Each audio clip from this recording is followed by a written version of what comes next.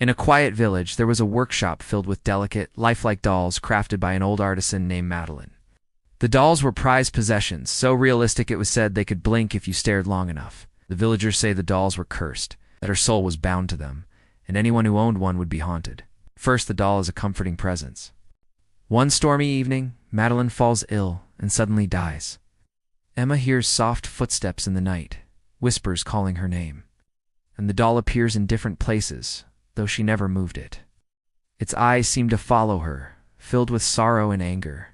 Years later, Emma, a young woman struggling with grief, buys one of Madeline's dolls at a yard sale, a porcelain girl with glassy blue eyes and a crooked smile. But soon, strange things begin. The doll's eyes flash red, and shadows gather in the corners of the room.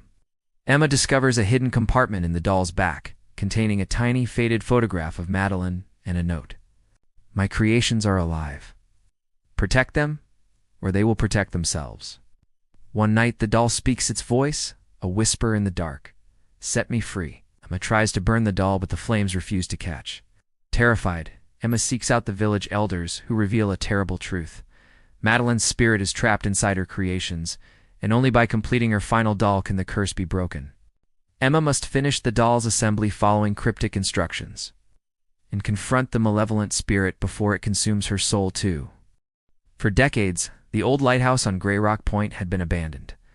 No one dared to go near it, especially after nightfall. He arrives at the lighthouse just before dusk, determined to uncover the truth. The air is thick with salt and decay. The paint peels from the wooden walls, and the once bright light now lies shattered. Local legends spoke of the last keeper, Elias Granger, who vanished without a trace one stormy night 50 years ago. As he reads, the entries reveal Elias's growing paranoid visions of a shadowy figure lurking in the waves, whispers in the wind, and an unseen presence in the light's beam. Jacob, a curious journalist, decides to investigate. Inside, Jacob finds Elias's journal, its pages yellowed and water-stained. The sea roars louder, and spectral hands reach through the windows, pulling him toward the watery grave where Elias disappeared. Elias warns Jacob to leave, or he too will be claimed by the sea's curse. Jacob climbs to the top of the lighthouse just as darkness falls. Suddenly, the lighthouse light flickers on, casting a beam across the churning ocean, though the power's been cut for years. Only the journal remains, its last page written in a trembling hand. He hears footsteps behind him. Turning, he sees Elias Bell, hollow-eyed, trapped between the living and the dead.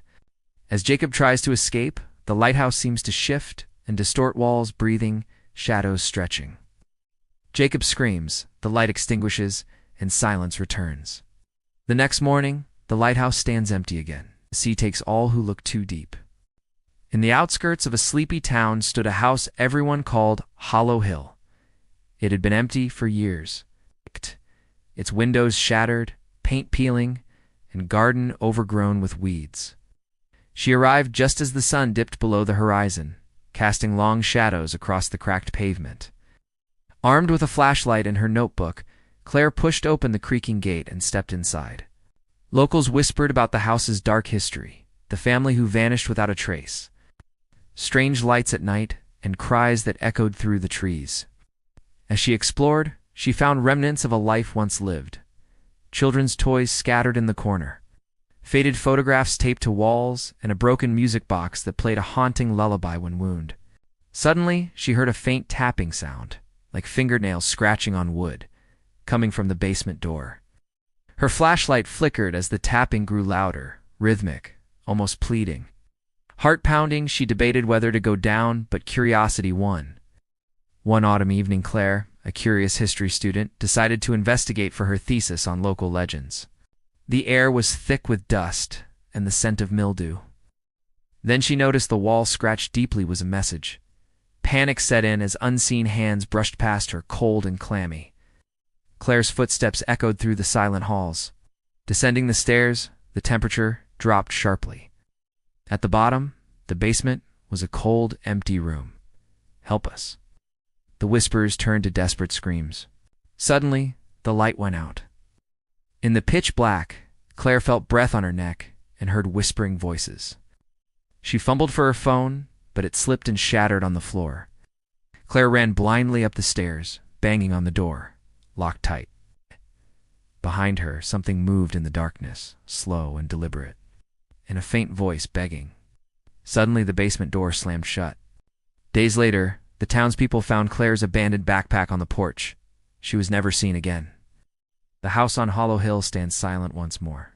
But on quiet nights, if you listen closely, you can still hear the scratching on the basement door. Help us. Everyone in the small town of Ravenswood knew about the old Ashford apartment building. Tall, gray, and looming at the edge of town like a shadow that never left. It had been abandoned for years after a series of mysterious disappearances. Locals said the building was cursed, haunted by something evil lurking in the walls. But when Lily needed a place to live on short notice, she had no choice. The rent was cheap, and no one seemed to want the place. The apartment was small, but cozy enough. Dusty, sure, but livable. The landlord, an older man with tired eyes, warned her, "Don't stay out too late. The building, it doesn't like strangers." Lily shrugged it off. She was used to moving around, didn't believe in ghost stories. At first, she thought it was the pipes. But the tapping became rhythmic, like footsteps, pacing just outside her door. Day 1. The arrival on her first night, Lily unpacked by the dim glow of a single bulb. The silence was heavy, broken only by the creaks of the old building settling, asleep on the couch. She noticed the air felt colder here, even with the heater on. She sat down with a cup of tea and tried to relax, but then, faint tapping. When she looked out her window, she saw shadows moving across the empty parking lot. She got up and opened the door. The hallway was empty, lit only by flickering fluorescent lights. No one was there. Shaking it off, Lily locked the door and returned inside. Day 2. Unseen eyes. That night, Lily kept hearing strange noises, whispers scratching on the walls, and again that tapping. She tried to sleep, but felt like she was being watched. She found Mrs. Hawkins, the old woman living 2 floors down. Her phone's flashlight flickered as she checked messages. Suddenly, a notification popped up. A photo she hadn't taken. It was her. Her heart slammed. How was that possible? She was alone.